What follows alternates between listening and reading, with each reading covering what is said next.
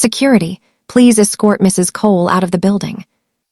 Those words sliced through 15 years of my life like a knife through butter.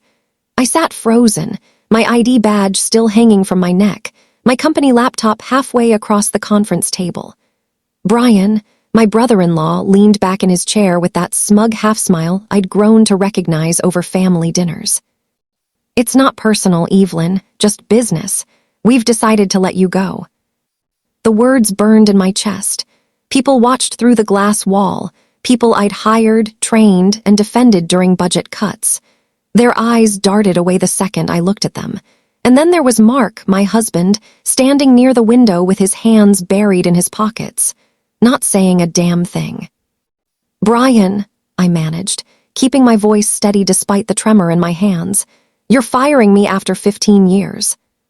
He shrugged like we were discussing the weather. "Times change. We need fresh energy, younger ideas, you understand." The HR representative slid an envelope toward me. "This includes your severance package, 3 months' pay." 3 months. That's what 15 years of loyalty was worth to them. I took off my badge slowly, deliberately, and laid it on the table beside the envelope. Then I looked straight at Mark, willing him to meet my eyes, to say something, anything. Nothing, not even a flicker of recognition. So I stood, lifted my chin, and said quietly, "You'll regret this." Brian's smirk widened. "That sounds like a threat, Evelyn." "No," I replied, my voice steady now. "A promise." I walked out past the whispers, past the pitying looks, past colleagues who suddenly found their shoes fascinating. The glass doors shut behind me with a sound like finality itself. That was the day I lost my job. That was also the day Brian unknowingly signed his own downfall. The elevator ride down felt endless. My reflection stared back at me from the polished steel, hollow-eyed, stunned, still clutching that damn envelope. When the doors opened to the parking garage, the fluorescent lights felt too bright, too harsh. I sat in my car for 20 minutes before I could even turn the key. That night, Mark acted like nothing had happened. He sat at our dining table scrolling through his phone while I stared at my untouched plate of pasta. The silence pressed down on us like a physical weight. "So that's it," I asked finally, my voice cutting through the quiet. "You're not even going to ask how it went." He sighed without looking up. "Ev, I told you not to make a scene. Brian's under a lot of pressure with the board." I cut him off. "He fired me in front of everyone, Mark. He called security like I was some kind of criminal." "You're overreacting," he muttered, still focused on his phone. That word, overreacting, snapped something inside me. Something that had been bending for years finally broke clean through. "Overreacting?" I laughed, but there was no humor in it. "I gave 15 years to your family's company. 15 years of missed birthdays, sleepless nights, saving projects from complete collapse, and your brother humiliated me like a thief." Mark finally looked up, irritation flashing in his eyes. "Maybe it's for the best. You've been complaining about the stress anyway." That's when I knew. He'd known all along. "You knew he was going to fire me, didn't you?" I asked quietly, my hands gripping the edge of the table. His silence confirmed everything. The slight shift in his posture, the way he couldn't quite meet my eyes, it all spoke volumes louder than words. I pushed my chair back, the legs scraping against the hardwood floor. "You let him do it. You let him destroy everything I built because you didn't want to upset your brother." He rubbed his temple like I was giving him a headache. "Brian said he'd handle it professionally."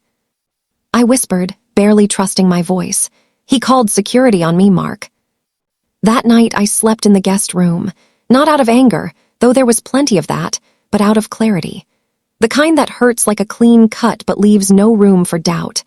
I stared at the ceiling until dawn, replaying every moment, every decision that had led me here. By morning, something had shifted inside me. The hurt was still there, raw and throbbing. But underneath it, something harder had begun to form. Something that would carry me through what came next. The first week after the firing felt like drowning in slow motion. Time didn't move normally. It dragged, stretched, became something thick and suffocating. I woke up each morning out of habit, still setting my alarm for 5:30, still reaching for my phone to check emails that no longer existed. My inbox had been deactivated within an hour of my escort out. 15 years of messages, reports, client correspondence, wiped clean like I'd never existed at all. That was the first real lesson I learned after falling. The world forgets you faster than you think. At first, people texted, "I'm so sorry, Evelyn. You didn't deserve that. I'll reach out when things calm down." But the texts stopped after 2 weeks. Nobody wanted to be associated with the woman who'd been fired for alleged financial mismanagement. Brian had made sure that rumor spread faster than wildfire. Even my neighbors started looking at me differently. The friendly waves turned into tight, uncomfortable smiles. Mrs. Chen from across the street, the one who always borrowed my hedge trimmer, suddenly stopped making eye contact during her morning walks. Mark moved through our house like a ghost who paid rent. We ate in silence, slept in silence, existed in separate bubbles of unspoken resentment. Sometimes I wondered if he was more embarrassed or relieved. One morning, I found him dressing for work, humming softly, that same tune he used to hum before important meetings. The normalcy of it felt like a slap. "Do people talk about me at the office?" I asked from the doorway. He froze mid-button. "Evelyn, don't do this." "Do they?" I pressed. He sighed heavily. "It's not as bad as you think. People have moved on." People have moved on. Those 3 words hit harder than any insult Brian had thrown at me. The world had already forgotten, already filled my space with someone new, already erased my contributions like they'd meant nothing. After Mark left, I sat on the living room floor with my old laptop, the personal one they couldn't touch. My hands shook as I opened folders I'd backed up over the years. Invoices, contracts, performance reviews, budget reports, all bearing my signature, my recommendations, my work. Proof that I'd existed, proof that I'd mattered. Then one afternoon, a message pinged on my phone. It was from Jenna, an old colleague from finance. We hadn't spoken in months. Her text was simple. "Evelyn, I know you didn't do what they said, but something strange is happening. Brian's been shifting vendor contracts again. Quietly." My heart skipped. "Shifting how?" I typed back immediately.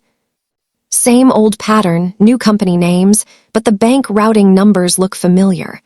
I left the department before it got messy, but it doesn't look clean. Be careful.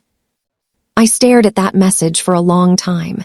It was like the universe had just handed me a thread, thin, fragile, but connected to something much bigger. Something that might unravel everything if I pulled hard enough. I didn't respond right away. Instead, I took a long walk that evening, letting the cool air clear my head. The park near our house was nearly empty, just a few joggers and a woman walking her dog. I sat on the same bench I'd visited during my early days at the company, back when I dreamed of growing it into something meaningful, something that mattered. Now all I had were fragments, but fragments could still cut. That night, I opened my laptop and started digging through my personal archives. I'd always been meticulous, too meticulous. Mark used to say, keeping copies of important documents, saving email threads, backing up financial reports. What I found made my blood run cold. 3 years ago, Brian had restructured the vendor payment system. At the time, he'd called it streamlining operations. I'd flagged some discrepancies then, invoices that didn't match services rendered, routing numbers that seemed off. But he'd brushed me aside, saying I was being paranoid. Now, looking at the patterns with fresh eyes, I could see it clearly. The same companies kept appearing under different names. The same amounts, the same timing, the same suspicious gaps in documentation. Brian hadn't just fired me to bring in fresh energy. He'd fired me because I was getting too close to something he needed buried. I created a new folder on my desktop and labeled it simply, Timeline. Then I began organizing everything I had: dates, amounts, company names, routing numbers. The picture that emerged was damning. It was also incomplete. I needed more, and I knew exactly where to start looking. The next morning, I called Jenna from a coffee shop 3 blocks from my house, somewhere neutral, somewhere Mark wouldn't think to look for me. "Can we meet?"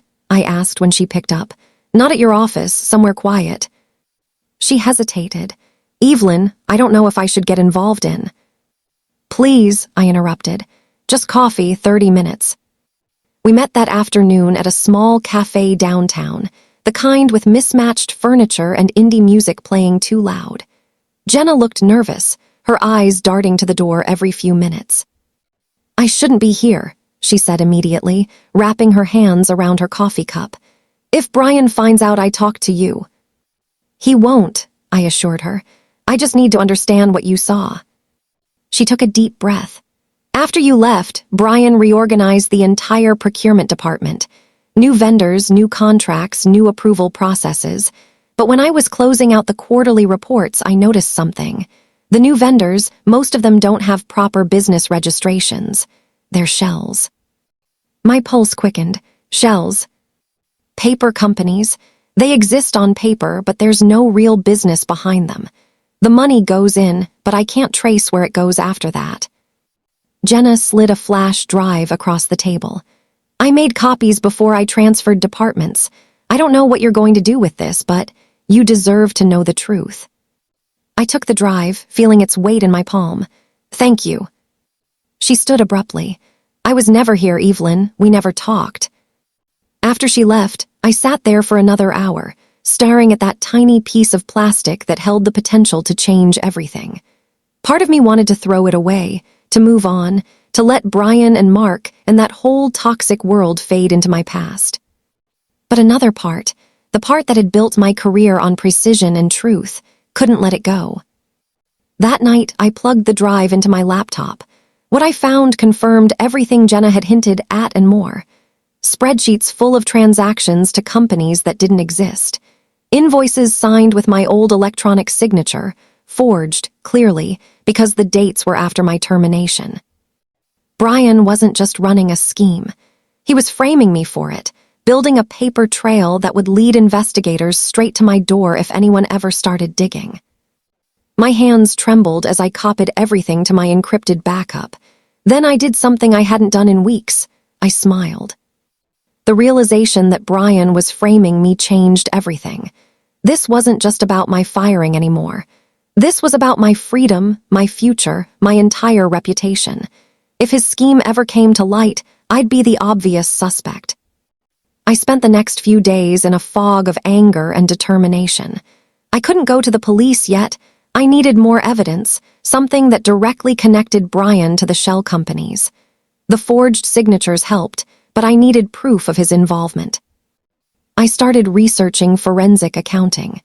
If I was going to fight back, I needed to understand exactly how to trace money through complex corporate structures, how to prove intent, how to build an ironclad case. I enrolled in an online course that night. The first module covered money laundering basics, shell companies, offshore accounts, falsified invoices. Every technique the instructor described, I recognized from Brian's pattern. Mark noticed my renewed focus. "What are you working on?" he asked one evening, watching me take notes. "A course," I said simply. "Forensic accounting." He frowned.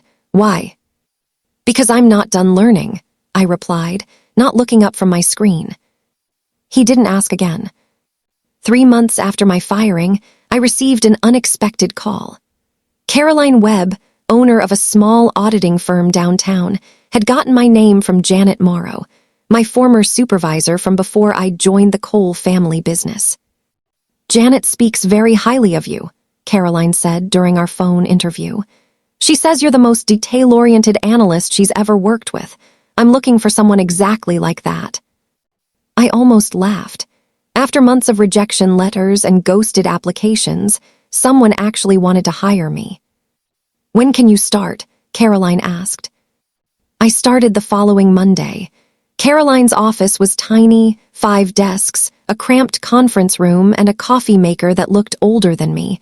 But it was honest work, clean work, and Caroline treated me like a professional from day one.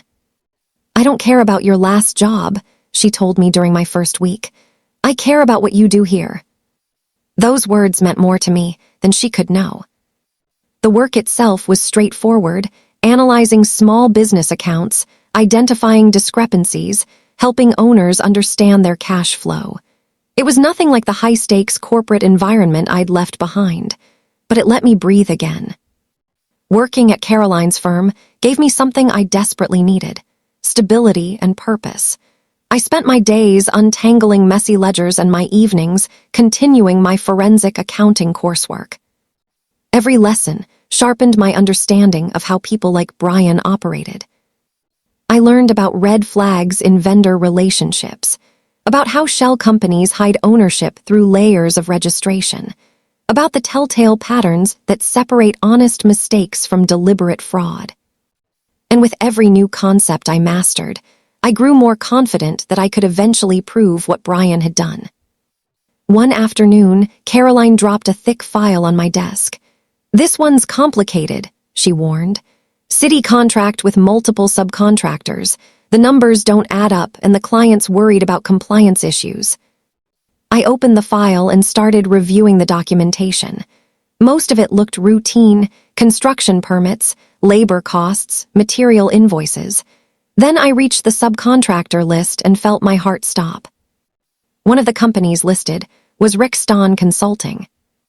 That name, I'd seen it before in Jenna's files, one of Brian's shell companies. My hands trembled as I cross-referenced the routing number. It matched. Brian wasn't just stealing from his own company anymore. He'd expanded into public contracts. I stayed late that night, digging deeper into Rick Stahn Consulting's involvement in the city project. The company had been awarded a $3 million consulting contract 6 months ago, right after my firing. The listed services were vague: operational analysis and efficiency recommendations. But there was no evidence any actual work had been performed. No reports, no deliverables, no documentation beyond invoices and payment confirmations. I pulled up the business registration for Rick Stahn. The company had been incorporated 8 months earlier. The registered agent was someone named Thomas Chen, a name I didn't recognize. The business address was a mailbox service in a strip mall across town. Everything about it screamed fraud. I documented every detail meticulously, just like I'd been taught in my forensic accounting course. I created a timeline showing when Rick Stahn was registered, when it bid on the city contract, when payments were processed. I noted the connections to other shell companies in Jenna's files. The picture that emerged was damning. Brian had created an entire network of fake companies to siphon money from both his own business and public contracts. When I finally showed my findings to Caroline, her expression grew darker with each page. "This is serious," she said quietly. "If this is accurate, we're looking at multiple counts of fraud." "It's accurate," I assured her. Caroline sat back in her chair, studying me carefully. "The company you used to work for, Coal Industries, that's where this connects, isn't it?" I nodded slowly. "My brother-in-law runs it. He's the one who fired me." Understanding dawned in her eyes. "So this is personal." "No," I said firmly. "This is about the truth. If we don't report this, he'll keep stealing from the city, from taxpayers. He needs to be stopped." Caroline was quiet for a long moment. Then she picked up her phone. "I'm calling the state attorney general's office. We need to report this properly, not to the company, directly to prosecutors." Over the next 2 weeks, Caroline and I compiled a comprehensive report. We documented every suspicious transaction, every shell company connection, every forged signature in Jenna's files. We included my personal notes from my time at Coal Industries and the city contract information. When we finally submitted everything to the Attorney General's office, I felt both relieved and terrified. There was no taking it back now. Brian would eventually find out who'd reported him. But I'd stopped caring about his anger. I cared about the truth. And I cared about protecting myself from his frame-up. A week after our submission, 2 investigators showed up at Caroline's office. They were polite but thorough, spending 4 hours interviewing me about Coal Industries' payment processes, Brian's vendor restructuring, and the suspicious companies. "Mrs. Cole," one investigator said as they were leaving, "you should know. You're not the first person to raise concerns about these transactions, but you're the first with documentation this detailed. That gave me hope. If others had noticed the same patterns, maybe Brian's scheme was already unraveling. But weeks passed with no news. The investigation seemed to stall. I tried to focus on my work, on building my new life, but the waiting gnawed at me. Then, 2 months after our initial report, Mark called. His voice was strained, almost panicked. "Evelyn, what did you do? Federal agents showed up at the office today. They're seizing records, interviewing everyone. Brian's losing his mind." I kept my voice steady. I reported what I found: financial irregularities in city contracts. The rest is up to the investigators. "You reported Brian," his voice rose. "Do you have any idea what this could do to the company, to our family?" "Your brother committed fraud," I said quietly, "and he tried to frame me for it. What did you expect me to do?" Mark hung up without answering. The investigation expanded rapidly after that. Federal agents joined the state investigators, discovering more shell companies, more fraudulent transactions, an entire network of corruption extending beyond what I'd initially uncovered. News broke on a Tuesday morning. The local paper ran a headline: "Major fraud investigation targets coal industries." Within hours, every news outlet in the city picked up the story. Brian's face appeared on the evening news, looking cornered and desperate as reporters shouted questions outside the company headquarters. Other executives were implicated too: the CFO, 2 board members, the head of procurement. My phone rang constantly. Former colleagues fishing for information, reporters requesting interviews. Even Mark called again, this time begging me to make a statement supporting the company. "I can't do that," I told him. "I won't lie for him." "This is going to destroy everything Dad built," Mark pleaded. "Everything our family worked for." "Brian destroyed it," I said firmly. "Not me, he made these choices." That night, I sat in my small apartment watching the news coverage, feeling a strange mix of vindication and sadness. This wasn't the ending I'd wanted when I first joined coal industries 15 years ago, full of hope and ambition. But it was the ending Brian's choices had made inevitable. The Attorney General's office offered me a formal consulting position on the case. They needed someone who understood coal industry's internal systems, who could walk prosecutors through the complex web of shell companies and fraudulent transactions. I accepted, not for revenge, though I won't pretend that didn't feel satisfying, but because it was the right thing to do. Over the next several months, I spent countless hours in conference rooms with prosecutors and investigators. I explained company procedures, identified forged signatures, traced money through the network of fake vendors. My electronic signature appeared on dozens of documents dated after my termination. The forgery became obvious once you knew what to look for: slight variations in the digital stamp, authorization codes that didn't match my old employee ID. "He was setting you up as his scapegoat," one prosecutor explained. "If the scheme was discovered, all the evidence would point to you while he walked away clean." The realization made me feel sick. Brian hadn't just fired me, he'd tried to destroy my entire future to ensure I could never work in finance again. But his plan had backfired. By framing me, he'd created a paper trail that actually proved his guilt once someone started looking closely. The trial was scheduled for the following spring.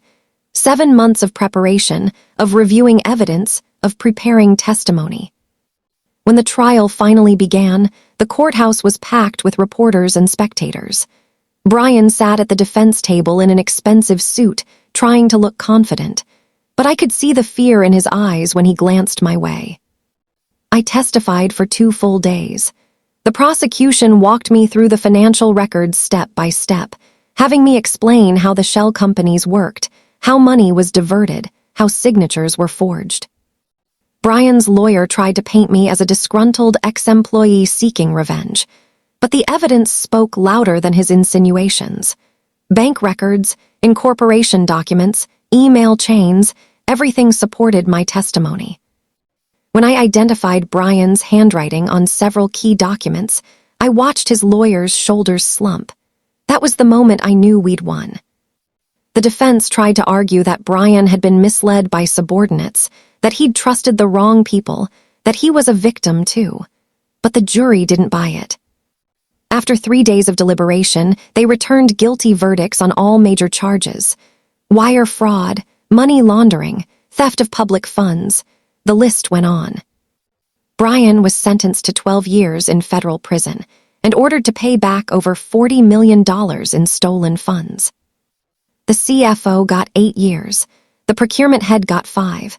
2 board members received probation and were banned from corporate leadership roles for life. After the sentencing, I stood outside the courthouse as reporters shouted questions. I gave a brief statement thanking the investigators and hoping this would serve as a warning to other corporate fraudsters. Then I walked away, ignoring the follow-up questions, the camera flashes, the chaos. Mark called that evening. We hadn't spoken since the investigation began, nearly a year earlier. "I need to apologize," he said quietly. "I should have stood up for you. I should have questioned Brian when he wanted to fire you. I chose my family loyalty over you, and that was wrong." His apology came too late to save our marriage. Too much had broken between us, but I appreciated hearing it anyway. "Thank you," I said simply. "I hope you find peace, Mark." We filed for divorce 2 months later. It was surprisingly painless. No children, no shared property worth fighting over, no reason to drag things out. Mark moved across the country shortly after, taking a job where nobody knew his connection to the scandal. I stayed. This city was my home, and I'd earned the right to hold my head high here. Caroline offered me a partnership in her firm 6 months after the trial. "We're expanding," she explained. "Taking on bigger clients, more complex cases. I need someone I can trust completely, someone with your expertise." I accepted without hesitation. The firm became Webb and Cole Auditing, a name that felt like reclaiming something stolen. We specialized in fraud detection and forensic accounting. Word spread quickly about my role in the Cole Industries case, and companies started seeking us out proactively, wanting to ensure their own systems were clean. I hired Jenna as our first staff accountant. She'd struggled to find work after leaving Cole Industries, with the company's reputation tainted. "Thank you," she said on her first day, "for not forgetting about me." "You risked everything to help me find the truth," I reminded her. "That takes courage." The work was demanding but deeply satisfying. Every fraudulent scheme we uncovered, every honest company we helped protect, felt like a small victory. Not revenge, justice. I'd learned the difference. Over the next year, Webb and Cole Auditing grew steadily. We earned a reputation for thoroughness and integrity. Corporate boards started hearing us for compliance reviews. Small businesses sought our guidance. We even began training other accountants in fraud detection techniques. 2 years after Brian's conviction, I did something unexpected. I wrote him a letter in prison. Not to gloat or hurt him, I'd moved past that need, but to say what I needed to say, to close a chapter that had defined too much of my life. "Brian, I don't expect a response to this letter, but I wanted you to know that I've forgiven you, not for your sake, but for mine. Carrying anger was exhausting, and I refused to let you occupy space in my thoughts anymore. What you did was wrong. You hurt people, stole from communities, and destroyed lives. You're paying the price for those choices now. But in a strange way, I need to thank you. By firing me, you set me free. Free to build something honest, something I can be proud of. Free to discover that my worth isn't tied to your approval or anyone else's. I hope you find some peace in there, whatever that looks like. Evelyn." I never received a response. I didn't need one. Writing that letter was about my closure, not his redemption. Life settled into a comfortable rhythm. Webb and Cole continued growing. I took on a mentorship role, helping young accountants understand the importance of ethical practices. I started dadding again, nothing serious, just reminders that life held more than work. The nightmares about the conference room grew less frequent. When they did come, I'd wake up without the crushing weight of shame. After the verdict, I stood on the courthouse steps and made a statement to the gathered reporters.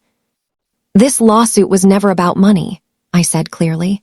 It was about truth, about ensuring that people who abuse their power face consequences, not just from the criminal justice system, but from the people they hurt directly. My brother-in-law tried to destroy me to protect his scheme. He failed, and I want other whistleblowers to know speaking up is hard and it's scary, but it's worth it. The truth matters. The reporters shouted follow-up questions, but I was done talking. I'd said what needed to be said. That evening, I sat on my apartment balcony with a glass of wine, watching the sunset. My phone buzzed with congratulatory messages from Jenna, from Caroline, from former colleagues who'd finally felt safe reaching out. In that moment, watching the light fade into darkness and then the stars emerge, I felt something I hadn't felt in years, complete peace. Brian had tried to erase me. Mark had let him. The company I'd given 15 years to had cast me aside without hesitation. But I'd survived. More than survived, I'd rebuilt myself into something stronger. Webb and Cole Auditing would continue growing, helping honest companies stay honest, catching fraudsters before they could hurt people. My testimony and lawsuit would serve as warnings to other executives who thought power made them untouchable. I'd learned the hardest lesson anyone can learn, that sometimes losing everything is the only way to discover who you really are. I raised my glass to the empty sky and whispered, "Thank you, Brian, for showing me I never needed you at all." They'd thought firing me would end me. Instead, it freed me to become someone they could never destroy. That was my real victory, not the verdict, not the money, not even Brian's conviction. My victory was realizing I'd won the moment I refused to stay down.